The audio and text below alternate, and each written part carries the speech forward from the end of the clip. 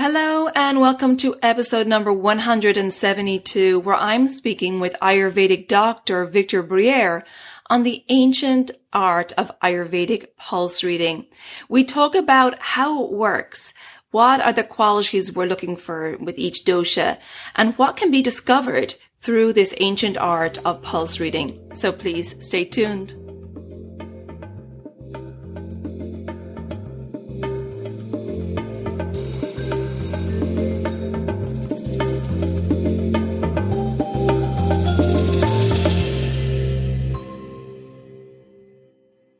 Hello and welcome to the Elements of Ayurveda podcast. I'm your host Colette, and I hope to educate and empower you to take charge of your health and well-being, preventing disease in the body and mind so that you can thrive in life. I will be sharing the holistic teachings of Ayurveda, the ancient healing tradition from India. I will also discuss topics like yoga, which is the sister science of Ayurveda, health and wellness, nutrition, fitness, and mindfulness practices, as well as interviewing lots of inspiring people along the way. My humble wish is to help you to connect to your true nature, to Mother Nature, and to help you to connect to each other. If you're new to Ayurveda, I recommend that you start by listening to the first couple of episodes where I do an introduction to Ayurveda and the mind-body types. Now, if you like the content, please subscribe to the show so the new episodes will automatically download for you to enjoy. I've also set up a new private community away from social media on my new website, Elements Healing and Wellbeing. Now, this community provides a safe space for like-minded people to come together, to connect, to share, and to support each other. And I have many other perks in this community as well, so check it out. I'll put the link in the show notes or visit my website, elementshealingandwellbeing.com, and just click on the community tab in the menu. I hope you can join us. I'm looking forward to a lot more in-depth connection and conversation over there. And now, here's the show.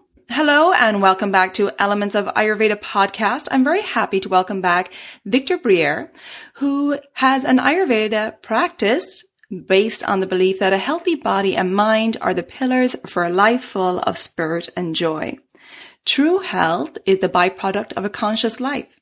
As an Ayurvedic doctor, Victor's aim is to teach you the principles of health and guide you towards balance that can be self-sustained and generated from the inside out. Victor was born and raised in Los Angeles. His love of Kundalini Yoga led him to Ayurveda. He studied Ayurveda at Kerala Ayurveda Academy in both Los Angeles and in Kerala, India, where he spent time as a clinical intern at multiple Ayurvedic hospitals and wellness centers. He continued his education by learning the diagnostic art of Ayurvedic pulse reading with Dr. Vasant Lad and with Dr. Suhas Kshirssagar. Victor, welcome back to the podcast. Thanks, Colette. It's always a pleasure to be here talking to you. It's always great to chat with you, Victor. And I just mentioned that you studied the art of Ayurvedic pulse reading. And that's what we're going to talk about today because, very exciting news, you have written a book on this very subject. So please tell us about the title of your book, and then we'll get into our questions. Sure. The title of the book is Pulse Unveiled, the Art and Science of Ayurvedic Pulse Reading. And it's all about how to learn how to read pulses. Which is an amazing wisdom from Ayurveda. How did you learn how to read pulses? We mentioned in your bio that you studied with Dr. Vasant Lad and Dr. Suhas as well, who we've had on the podcast here. So how did you learn? I know I've done some courses on it. It's very challenging and takes years of practice, right? Yes. It's a very subtle art, and you have to be enthusiastic about it, to say the least, right, to really dive in.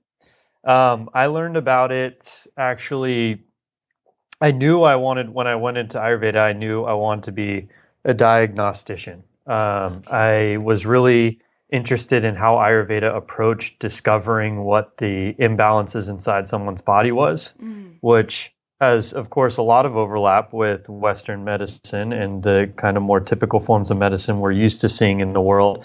But it has a whole different layer to it, which is how to really see the evolution of a disease inside someone's body over time. So that was always fascinating to me. And there are many ways to kind of assess that, but pulse reading was special to me because, I mean, one, it's incredible. You put your fingers on someone's radial artery on their wrist, and if you know what to look for, then all of a sudden all these things start illuminating and you see all these patterns in their pulse. You get to kind of like basically do an MRI of their body with your fingertips. And so that was extremely fascinating to me. And of course, that led me to seek out first Dr. Suhas. Dr. Suhas Shirsagar was my first pulse teacher, and he's an incredible pulse reader. And so he led a course and took it and started, really getting into the nuances and how to read the subtleties inside the pulse. And then I wanted more. So Dr. Lott is also famous for being a wonderful pulse reader. And I took his seminar in Albuquerque, and it took my pulse reading. It opened up a lot of doors, and I realized how much of an art form pulse reading is as opposed to just a science, and how bringing the human element into diagnostics and not just relying on a machine really allows you to kind of reach into people's lives and bodies in a way that like an X-ray couldn't, for example. Right. Yeah. And it's fascinating. And I think, like you said, it's a real art, and it takes a lot of practice, right? Because you can learn the art of pulse reading, but then you really have to put in the practice to get used to the subtleties of it and what you're feeling in the pulse. But before we go any further, Victor, can you tell us, how does pulse reading work?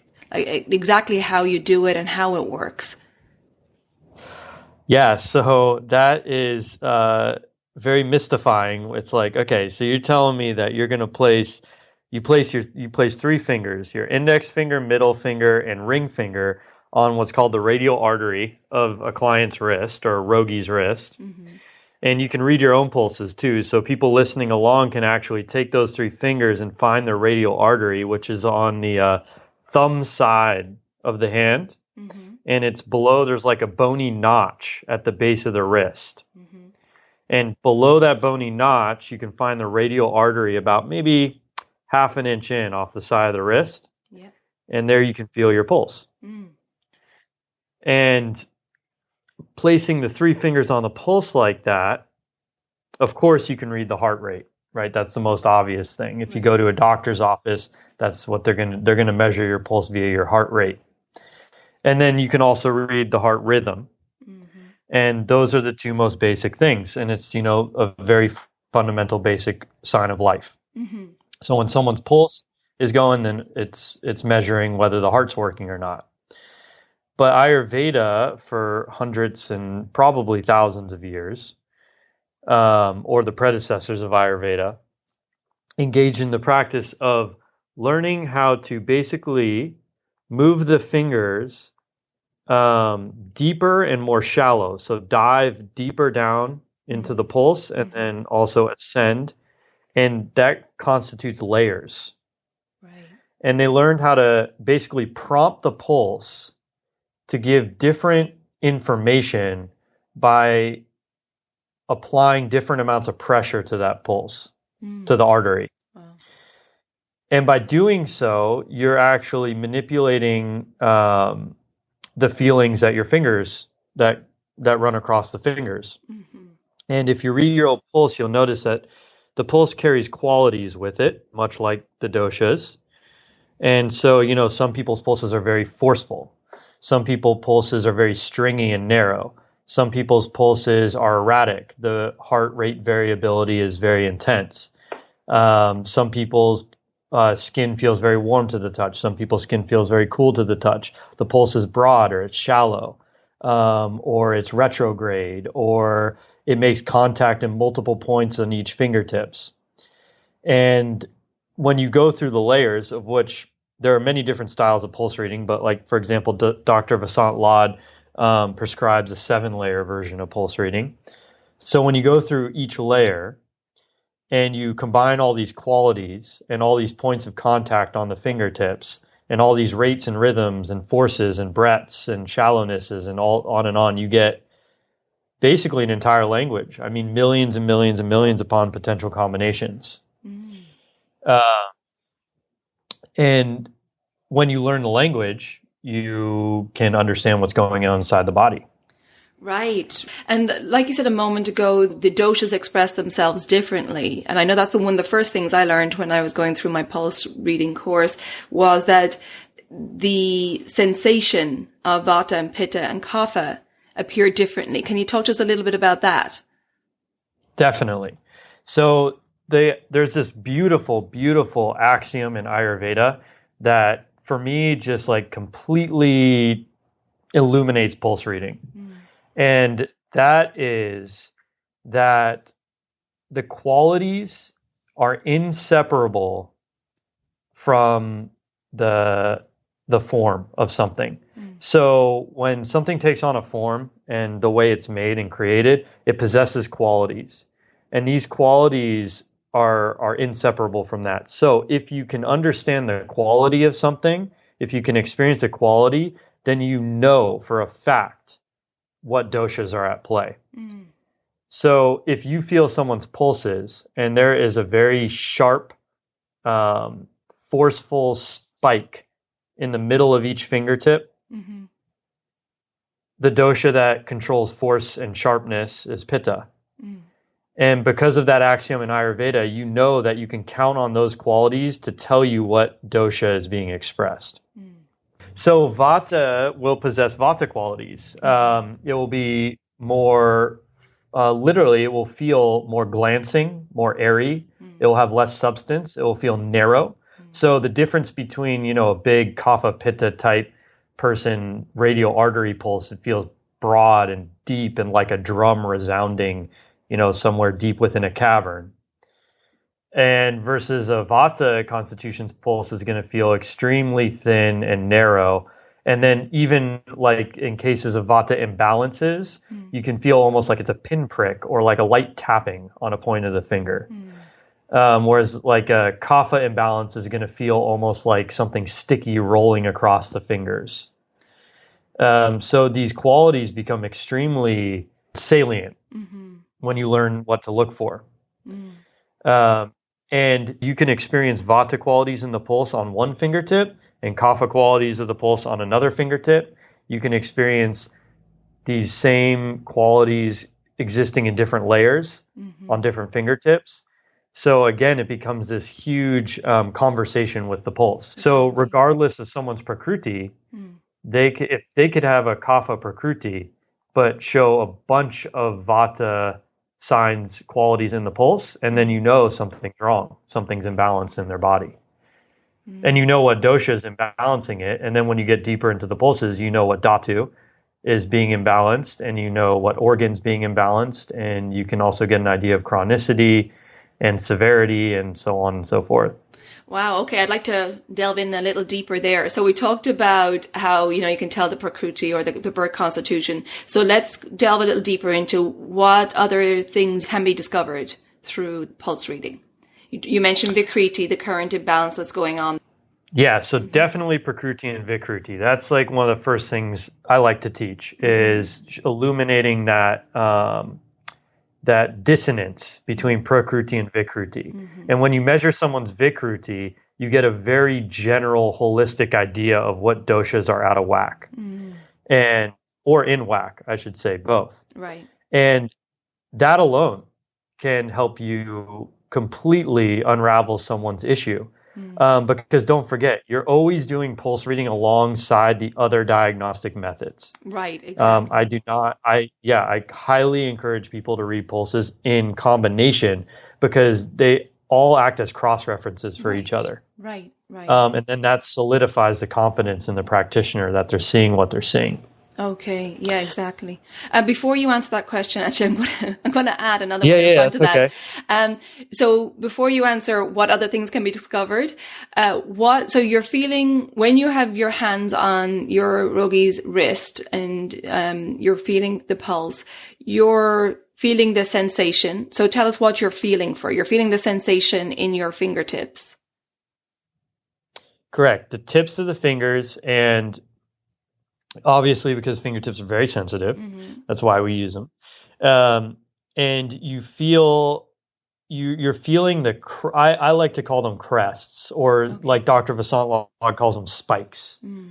And so you feel where the crest of the pulse makes contact on the tip of the fingertip. So the location matters, and not only the location, but also the actual qualities that are carried, or like surfing on that crest. Right. And that's what you're feeling for. Those two are the main things that you're feeling for. Of course, you're also feeling for the force and the rate and the rhythm.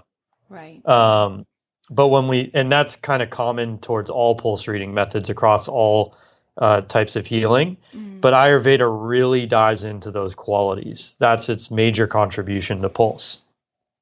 You can discover the Prakruti Vikruti. That's where we started. The Prana, Tejas, and Ojas. Definitely. The essences of the doshas can be read through the pulse. The vital organs, so heart, spleen, pancreas, liver, intestines, all of it, reproductive organs, all that stuff can all be read through the pulse. The dhatus, Rasa, Rakta, Mamsa, Meda, Asti, Maja, Shukra. Did I get all? I think I got all. And the subdoshas can also be read through the pulse. So the activity of the subdoshas, and then you start mixing things together. So as you read the pulse and you start discovering things about, like, let's say the dhatus, and then you start reading the vital organs, and then you start, so let's say that an example will prove helpful to take it out of the abstract and into the real. Let's say I'm reading someone's pulses, and the Asti Dhatu seems to be disturbed in some way. For people, I'm going to explain as the bone tissue. Bone tissue, right? The constituents of bone tissue. And then so I make a mental note of that. And so I'm going through the layers of the pulse, and I come across that, also their large intestine function seems to be quite agitated. Okay, so I make a note of that. And then I continue through the pulse, and I find that Apanavata, the downward eliminative force, is agitated. And then on the Vikruti layer, and this is, let's say the Prakruti is a predominantly Pitta person. And the Vikruti is showing a lot of signs of Vata imbalance. Well, there's a big connection between all those points of information. We got the large intestine, which is the seat of Vata, Apanavata especially, right, because of passing bowels.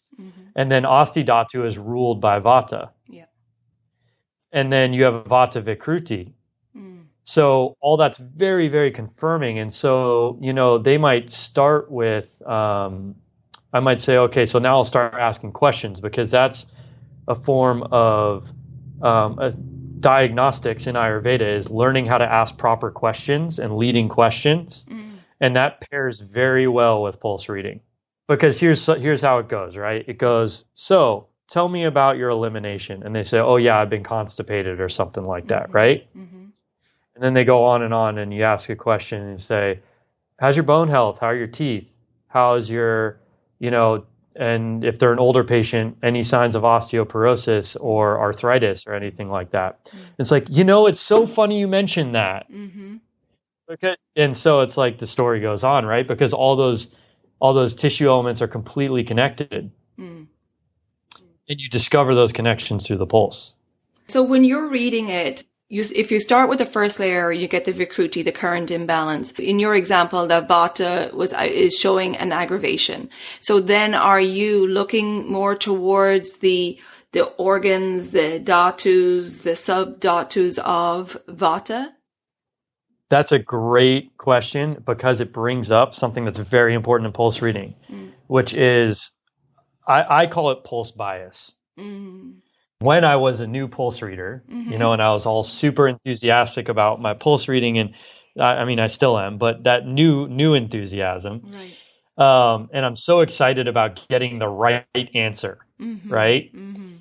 And so I read someone's pulses, and let's say what you said, I read, oh, Vata Vikruti. Okay, now I'm going to go through the pulses and hunt for the things associated with Vata. Right.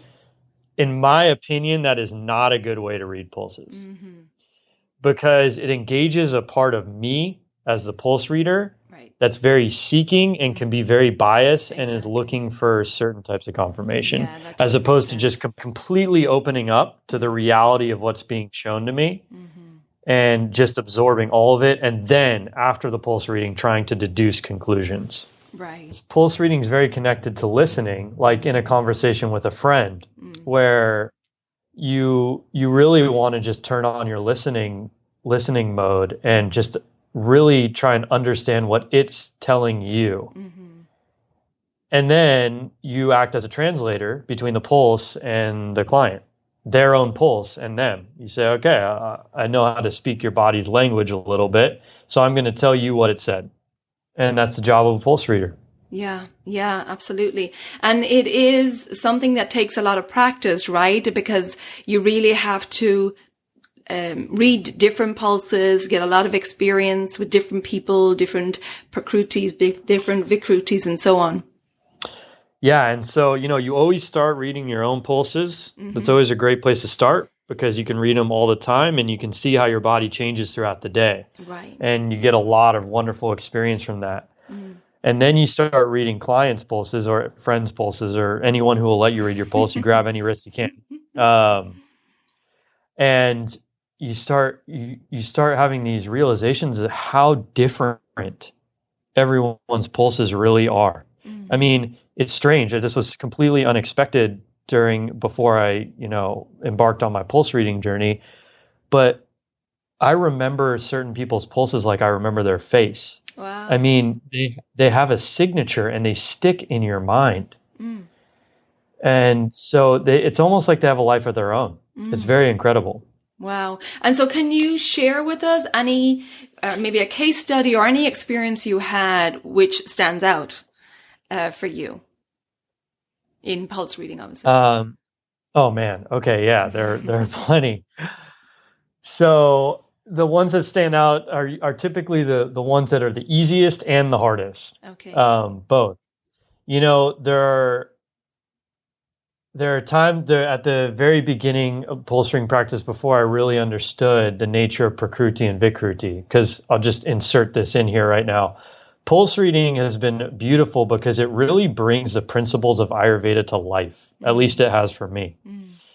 It's like you're reading the pulses and all of a sudden you realize that some Ayurvedic principle that maybe you just had a mental understanding of is now sitting right there happening inside the person's body, and you can feel it with your own body, your own nervous system. So that's been incredible. So that's when I really understood Prakruti for the first time, this core constitution thing. And I was reading cancer patients, Prakruti, and this was stage 4 cancer.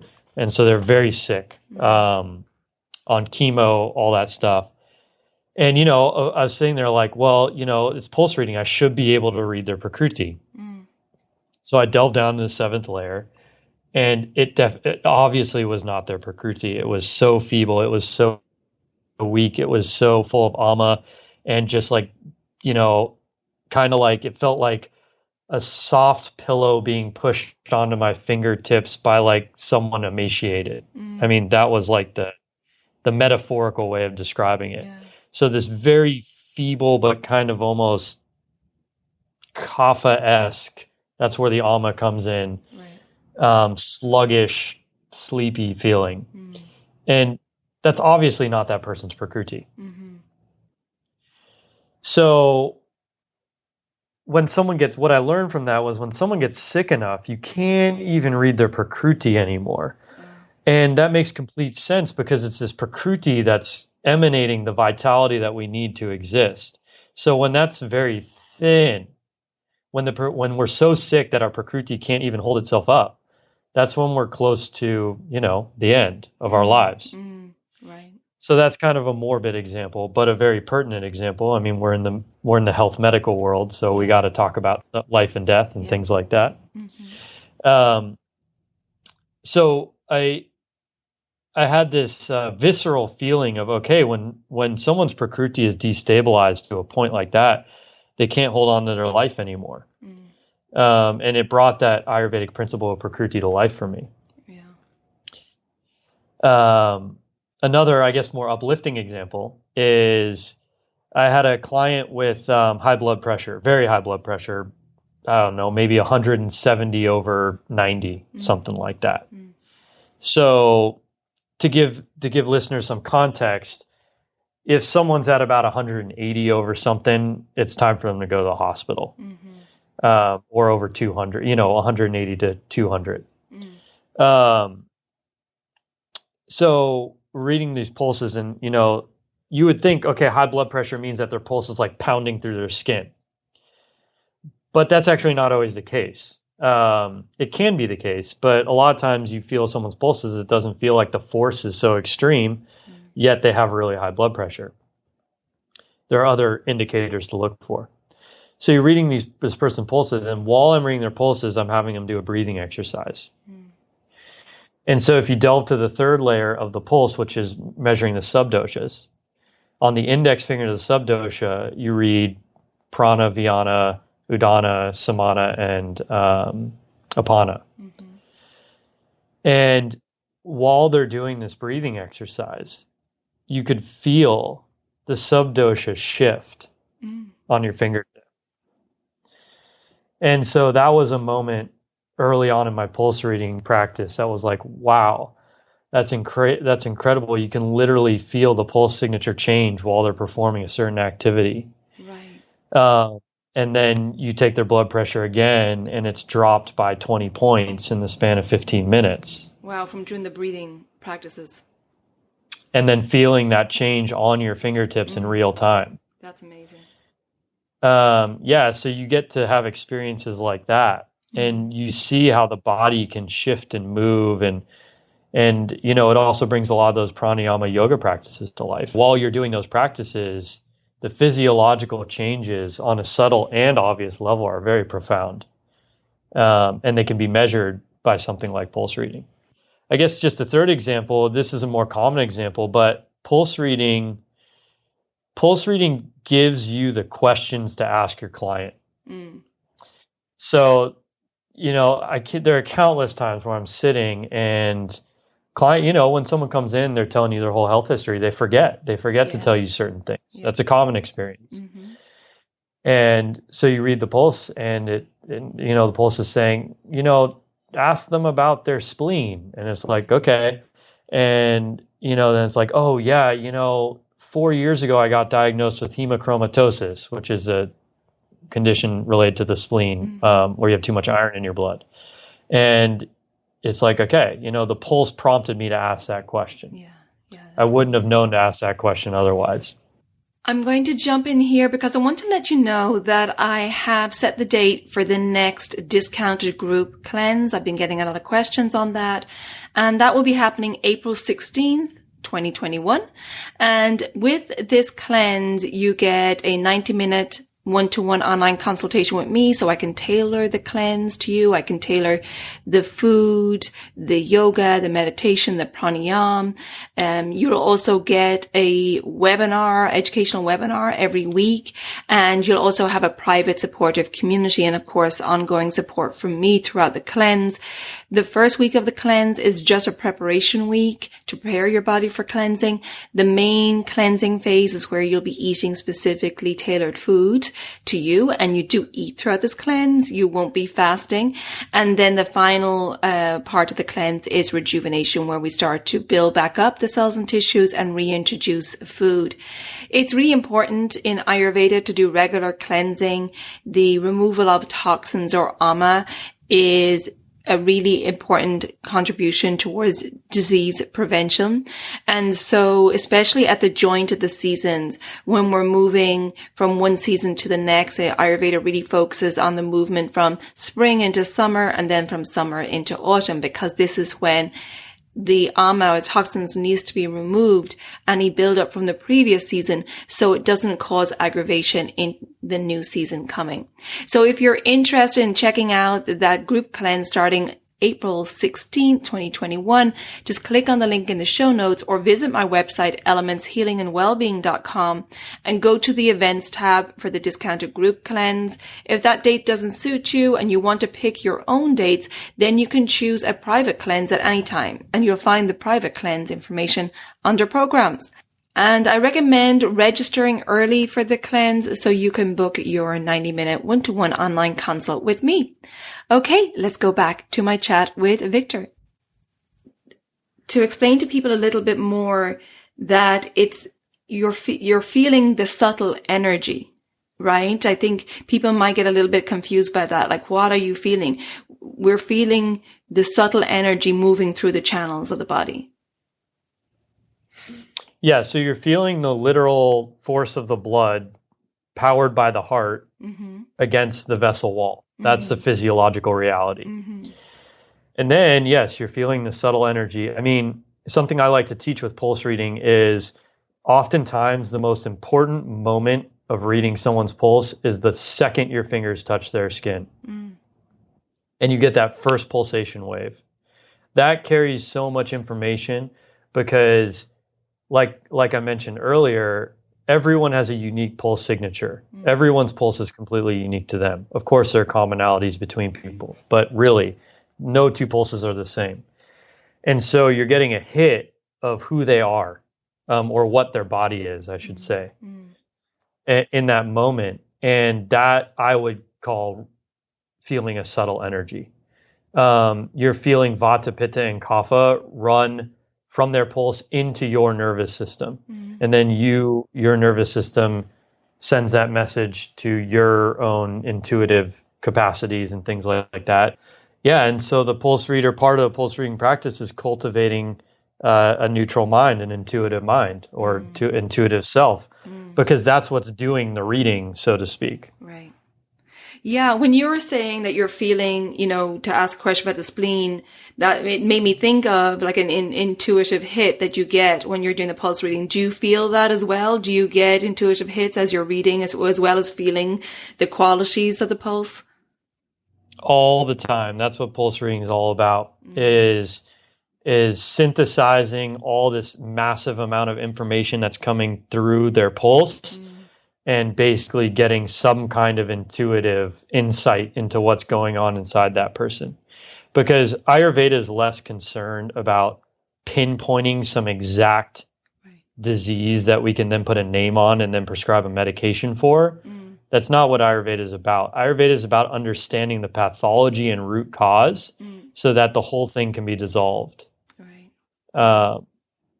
And so pulse reading is much more geared towards that. We hadn't gotten to it yet, but another thing you can read when you're reading the pulse is the mind. You can read the state of the mind. And that's a very nuanced and subtle art that deals with, that's probably one of the most challenging aspects of pulse reading, but reading the sattva, rajas, tamas gunas, which are the mental gunas. And then you could, because that's part of healing is the client's coming to you for help because they don't know what to do. So you are hopefully having an answer that they don't have in and of themselves, or a suggestion, I should say, maybe not an answer, that goes beyond what they are perceiving inside their body. So if you read someone's pulse and you pick up that their mind has a very tamasic leaning, you know that they're going to be depressed. You know they're going to be forgetful. You know that they're going to be, dark and anxious and maybe addicted to things and all that stuff. But they don't necessarily know what to reveal or how to reveal it. Yeah. So you got to help them do it. You got to bring that out of them. And what's really great is when you start using pulse reading as a way of building trust between you and your client, that's when it gets really very sophisticated, because you can start with simple things like you're reading their pulse and you ask a question where you know the answer, but what it does is they confirm that, and then that builds a measure of trust. Right. All of a sudden it's like, oh, whatever this person's doing is working. They're seeing something true. And then you go more sophisticated, more nuanced. And by the end of a pulse reading, you could have built up a lot of trust with a client, and then you can use that trust to make suggestions that will help them. Right. Amazing. Yeah, it's a fascinating art. And so tell us, Victor, can anyone learn to read pulses? I think anyone who really has a desire to learn to read pulses can learn to read pulses. I see a lot of people with the belief that it's like, oh, this is too hard, or I'm not subtle enough, or I can't focus well enough. And I always encourage those people that if they practice whatever their Achilles heel is, they'll get it. Right. Because it's like learning a language. There are people who's like, I can't learn another language, but the reality is they could. That it is possible for pretty much everyone to learn another language, but the desire has to be there. Right. And then everyone is going to hit major roadblocks in pulse reading. And that's the beauty of the practice is it pushes on parts of you that need work. For me, it was one thing right off the bat was what we mentioned earlier. I wanted to jump to conclusions so fast that it was blocking my pulse reading ability. I needed to develop patience and openness. Other people need to develop focus and the ability to hold their focus on their fingertips for an extended period of time instead of jumping around to their own personal thoughts and opinions and things like that. Some people don't need to literally develop the physical sensitivity on the fingertips. But that's what's great about pulse reading or anything we want to learn. So yes, anyone can learn it if the desire is there. Yeah, okay, that's good news. And I'm sure our Prakruti and our Vikruti affects the way we read pulses as well. Oh, that's a great question. That, I believe, ties very deeply into why there are so many styles of pulse reading. Yeah, that would make sense. Because we, in our modern culture, we want to say, well, if it's not super consistent, like a CAT scan, and it's not like the same thing over and over and over again, then it must not be objective. Right? It's a subjective thing. And whenever it's subjective, then now I don't know if I believe it. Right. In the terms of science. Yeah. Right? Yeah. I would like to throw that whole idea out the window because I just don't see that as true. Yes, there is a subjectivity and an art form. That's why I titled my book, The Art and Science of Ayurvedic Pulse Reading, because you're dealing with an organic being reading the pulse of another organic being. Yeah. We're not robots. We're not replicas of each other. So the way one person interprets or the way the pulse information flows through one person's nervous system is completely different than the way it flows through my nervous system. And the way I interpret it and the language I use to describe it is going to differ from another person's. Yeah. However, we should get to similar findings. Maybe not exactly the same, but the more detailed we get, the more nuanced we get, we'll find that both pulse readers are illuminating the same sympropty or the same pathology. And maybe they talk about it a little bit differently. Or maybe inside themselves they feel it in their own internal dialogue, monologue, I should say. They talk differently to themselves. And so, yeah, there are some ground rules to pulse reading, in general, like the qualities, feeling the qualities, those don't change pulse reader to pulse reader. The quality of sharpness is the quality of sharpness, regardless of who's feeling it. Right. But then how you mix it and what points become salient to each pulse reader are different. And so people develop different styles to enhance their own unique pulse reading capacities. And then some of those styles, vibed with a lot of different people. So the people whose style they vibed to went into that style and learned it with that structure. But at a certain point, and I'm a big believer in this, when a pulse reader matures enough, the structures and scaffolding that they relied on at the beginning tend to fall away. Mm. And we find ourselves just being kind of in the zone with ourselves. And that's a very personal process. Yeah. So yeah, you can always go back to basics. You can always rely on the tools you learned at the beginning. But in time, you learn to have you know what it feels like. That's what I like to express to our listeners most. Pulse reading is like visceral. It's experiential. A lot of times the pulse reader's mind goes quiet. They don't need to interpret what they find into words until they speak to the client. Because this whole thing is a transfer of information from the pulse into the pulse reader. But it's very real. It's very visceral. Pulse is all about touch, feeling, and direct experience. That's where pulse reading really is great with Ayurveda, because the pulse reader gets this visceral experience where maybe even the client isn't even having their visceral experience of what's going on inside their own body. Right. So it develops empathy. I mean, one of the most important parts of healing and counseling in Ayurveda is the cultivation of empathy.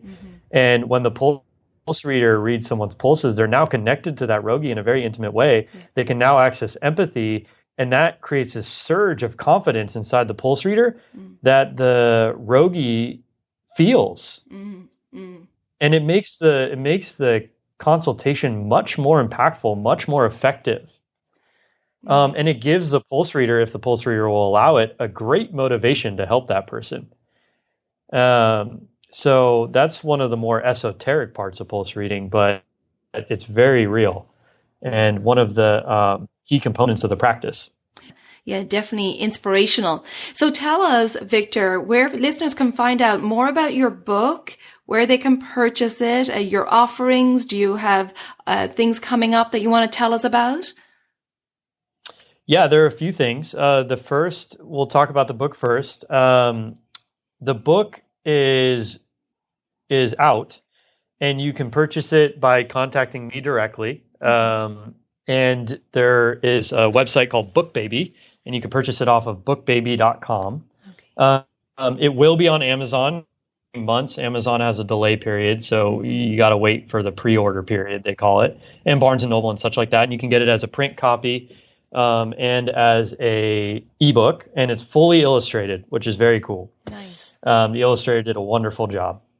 I am teaching a pulse reading course online because of COVID, but will still be very, very informative because of all this wonderful Zoom technology and stuff we've got. That's in June. That's going to be every weekend in June. Okay. Saturday and Sunday for 3 hours each afternoon, 2 to 5, Saturdays and Sundays all of June.